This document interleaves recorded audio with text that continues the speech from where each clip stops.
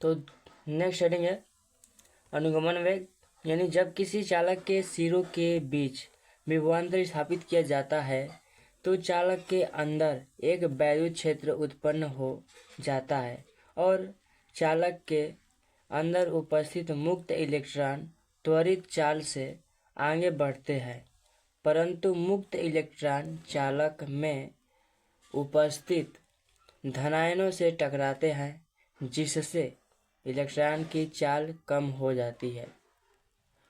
पुनः आगे बढ़ने पर त्वरित चाल से आगे बढ़ते हैं और पुनः धनायनों से टकराते हैं उनकी चाल कम हो जाती है, यानी पुनः उनकी चाल कम हो जाती है।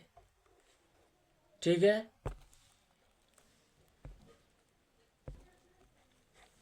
इस प्रकार चालक के सिरों के बीच अध्यारोपित विभवांतर मुक्त इलेक्ट्रॉन को त्वरित चाल न प्रदान करके एक न्यूनतम औसत चाल प्रदान करता है। इसी न्यूनतम औसत चाल को अनुगमन वेग कहते हैं। इसे Vd से प्रदर्शित किया जाता है। ठीक है। और अगला हेडिंग है अनुगमन वेग तथा धारा में संबंध।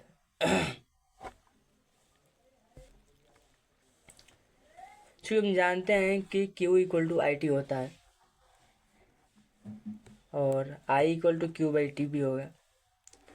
तो देखिए Q प्रोपोर्शनल T यानी टाइम, Q प्रोपोर्शनल Vd यानी अनुगमन वेग, Q प्रोपोर्शनल E यानी इलेक्ट्रॉन, Q प्रोपोर्शनल A यानी क्षेत्रफल। तो ये इन सभी को एकल संबंध के नियम से जोड़ेंगे। ठीक है। तो Q equal to NeAVd into T होगा। तो हमें Q का मान निकालना है यहाँ से। तो Q इक्वल टू क्या आएगा, IT होगा। तो यहाँ पर Q का मान पुटअप करेंगे तो Q इक्वल टू IT होगा। तो T यहाँ पे चला गया है। ठीक है, इसके नीचे डिवाइडेशन में। तो T से T कैंसिल हो जाएगा। तो I इक्वल टू NeAVd। ठीक है। और इसका मात्रक एम्पियर होगा क्योंकि ये I है यानी धारा का मात्रक एम्पियर ही होता है। अनुगमन वेग तथा धारा में संबंध।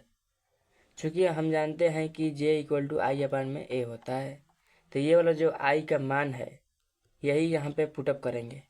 ठीक है। तो पुटअप करने के बाद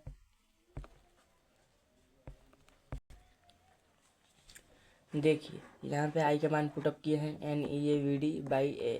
तो A से कैंसिल हो जाएगा तो जो इक्वल टू NeVd। इसका मात्रक धारा घनत्व का मात्रक क्या होता है, एम्पीयर प्रति मीटर स्क्वायर होगा। ठीक है। अब है प्रतिरोधों का संयोजन, यानी जब तीन प्रतिरोधों को श्रेणी क्रम में जोड़ने पर, ये देखिए श्रेणी क्रम में प्रतिरोध है तो V इक्वल टू IR होता है। पहले प्रतिरोध के लिए V1 इक्वल टू IR1 समीकरण नंबर 1। दूसरे प्रतिरोध के लिए V2 equal to I into R2, ये समीकरण नंबर आपका 2 है। ठीक है। तीसरे प्रतिरोध के लिए V3 equal to I into R3, समीकरण नंबर 3। अब तीनों प्रतिरोधों को हटाकर एक नया प्रतिरोध लेते हैं जो उन तीनों प्रतिरोधों तथा विभवांतर के योग के बराबर होता है। तो V equal to V1 plus V2 plus V3 और V का मान यहाँ पे आएगा I into R equal to IR1 plus IR2 plus IR3। यहाँ पे V1 V2 का मान पुटअप किया गया है। तो यहाँ पे I यहाँ से कॉमन हो जाएगा तो I से I कैंसिल हो जाएगा। तो R equal to R1 plus R2 plus R3। तो ये रहा हमारा, जब तीन प्रतिरोधों को श्रेणी क्रम में जोड़ेंगे तो उसका रहा ये सूत्र। ठीक है। आइए अब समांतर क्रम में, इन तीन प्रतिरोधों को समांतर क्रम में जोड़ते हैं। जब तीन प्रतिरोधों को समांतर क्रम में जोड़ा गया हो तो ये देखिए हमारा ये आपका तीन प्रतिरोध R1 R2 R3। ये देखिए ये धारा जा रही है।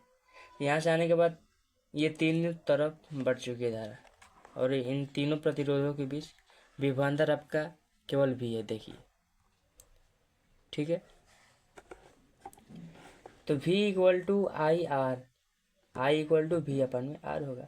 इसलिए पहले प्रतिरोध के लिए I1 equal to V by R1 और दूसरे प्रतिरोध के लिए I2 equal to V by R2 और तीसरा प्रतिरोध के लिए I3 equal to V by R3। तीनों प्रतिरोधों को हटाकर एक ऐसा प्रतिरोध लेते हैं जो उन तीनों प्रतिरोधों के योग के बराबर होगा। तो I equal to V by R, चूँकि I equal to I1 plus I2 plus I3, इसलिए यहाँ पे I का मान रखेंगे और यहाँ पे I1 I2 और I3 का मान रखेंगे। ठीक है, तो देखिए V by R equal to यहाँ पे V by R1 plus V by R2 plus V by R3। Faraday का वैद्युत अपघटन, ये है हमारा नेक्स्ट हेडिंग। यानी जब किसी जलीय विलयन में इलेक्ट्रोडों के बीच विभवांतर स्थापित किया जाता है तो जलीय विलयन अपने आयनों में टूट जाते हैं। इसे ही वैद्युत फैराडे का वैद्युत अपघटन कहते हैं। ठीक है, नेक्स्ट हेडिंग है श्रांति काल, इसे टाउ से डिनोट करना है। जब किसी चालक के अंदर मुक्त इलेक्ट्रॉन दो क्रमागत धनायनों से टकराता है तो एक धनायन से दूसरे धनायन तक टकराने में समय लगता है। उस समय को श्रांति काल कहते हैं। इसे टाउ से प्रदर्शित किया जाता है। ठीक है,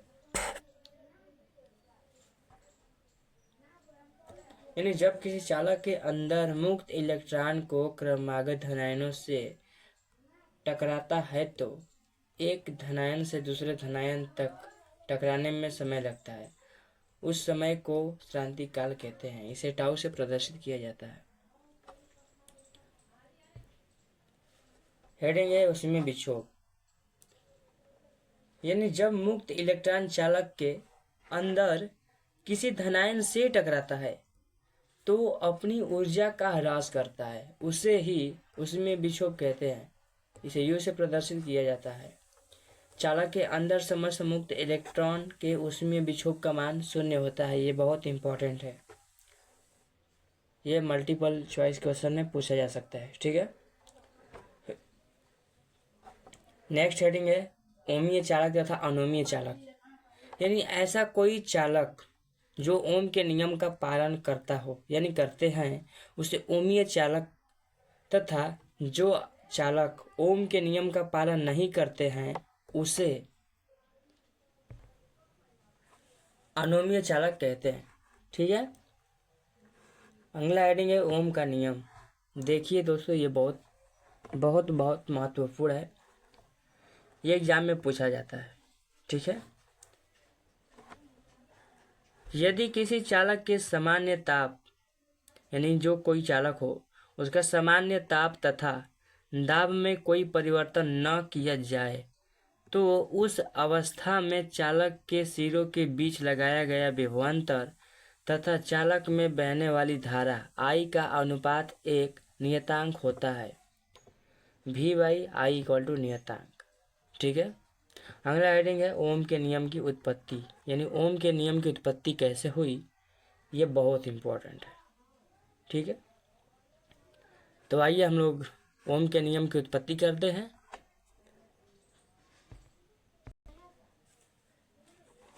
माना एक चालक जिसकी लंबाई L है। ठीक है, ये हमने चालक ले लिया जिसकी लंबाई क्या है, L है, तथा क्षेत्रफल A है, इसका क्षेत्रफल A है। ठीक है, जब चालक के सिरों के बीच विभवांतर विस्थापित किया जाता है तो चालक में एक वैद्युत क्षेत्र तथा धारा उत्पन्न हो जाता है। यह रहा आपका वैद्युत क्षेत्र और यह रहा आपका धारा। यदि चालक में उपस्थित मुक्त इलेक्ट्रॉन की प्रारंभिक चाल U तथा अंतिम चाल V, त्वरण A और अनुगमन वेग Vd हो तो जब मुक्त इलेक्ट्रॉन किसी धनायन से टकराता है तो दो क्रमागत धनायनों से टकराने में श्रांति काल टाउ तथा लगने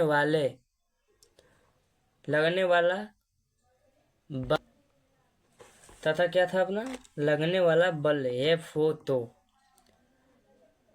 तो यदि चालक के एकांक आयतन में उपस्थित मुक्त इलेक्ट्रॉनों की संख्या n हो तो I equal to N E A V D, ये है आपका समीकरण नंबर 1। ठीक है, E equal to V by L, यानी विभवांतर भी है और एल लंबाई, आप लोग सब समझ रहे हैं। तो यहाँ पे v by L equal to F by E. ठीक है, ये रहा E equal to V F by E होता है। तो F equal to V into E by L. ठीक है, यहाँ से F का मान निकालेंगे तो v इंटू ई हो जाएगा और L बाई। तो ये आपका समीकरण नंबर 2 हो गया। चूँकि F इक्वल टू एम है तो समीकरण 2 से M A equal to V into E by L, तो A equal to V into E by M into L, तो न्यूटन के सूत्र से। ठीक है, न्यूटन के सूत्र से v equal to U plus A T. तो v इक्वल टू ये जो आपका u है ये 0 है, प्रारंभिक वेग 0। ठीक है, प्लस a इंटू टाउ, ये है आपका a त्वरण और टाउ है आपका श्रांति काल। तो v इक्वल टू ये v into E by M L into tau, क्योंकि यहाँ पे ये वाला v वेग है और ये वाला v विभवांतर है। ठीक है, तो औसत वेग equal to u plus v by 2, V D equal to V by 2, तो V D equal to V by 2। ठीक है, देखिए ये रहा आपका V D equal to V E into tau by 2 M L. V D का मान समीकरण नंबर 1 में रखने पर, तो I equal to N E A V E tau by 2 M L, तो 2 M L by N E square A tau equal to V by I. तो v by I equal to 2 M L by N E square A tau क्या है, v by I equal to 2 M L by N E के square A tau, तो v by I equal to नियतांक, तो v by I equal to R, तो 2 M L by N E square A tau को नियतांक माना गया है। ठीक है, यानी इसको हम क्या माना गया है, नियतांक, जिसके बराबर आर है, यानी आर बराबर ये भी हो सकता है और इसके बराबर आर भी हो सकता है। ठीक है, चलिए अब नेक्स्ट टॉपिक पे चलते हैं। अगला देंगे प्रतिरोध पर ताप का प्रभाव, यानी जब किसी चालक का ताप बढ़ाया जाता है तो प्रतिरोध का मान बढ़ता है तथा ताप को घटाया जाता है तो प्रतिरोध का मान घटता है।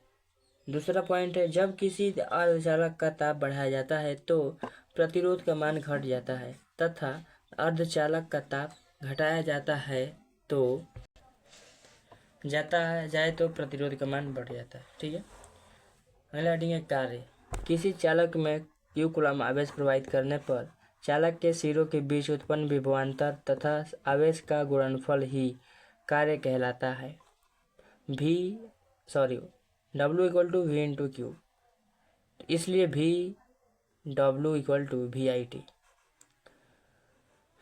क्योंकि Q equal to I T होता है इसलिए Q का मान यहाँ पे आई टी। ठीक है, और V equal to I R होता है तो यहाँ पे V का मान पुटअप करेंगे तो W इक्वल टू आई के स्क्वायर आर टी होगा। ठीक है, इसके मात्रक जूल होगा। अगला हेडिंग है शक्ति, यानी किसी कार्य को लगातार करने की क्षमता ही शक्ति या फिर सामर्थ्य कहलाता है। इसे P से प्रदर्शित करते हैं। ठीक है, जो कि W equal to V I T होता है। ठीक है, और P equal to W by T होता है। तो यहाँ पर W का मान पुटअप करेंगे तो कितना आएगा, यहाँ पर W का मान पुटअप कर दिए, वी आई टी, टी से टी कैंसिल हो जाएगा तो P इक्वल टू क्या आएगा, चूँकि हम जानते हैं कि V इक्वल टू भी क्या होता है आई आर, तो यहाँ पे देखिए यहाँ से टी कैंसिल हुआ है तो आई बचा है, V equal to I R हो गया है तो इसलिए P का मान आई स्क्वायर आर होगा। ठीक है, तो P equal to V I watt, 1 horse power equal to 746 watt. ठीक है, चलिए आज का हमारा तीसरा लेसन समाप्त हुआ। नेक्स्ट डे हम लोग चलेंगे फिजिक्स का चौथा यानी चैप्टर 4 पे। ठीक है।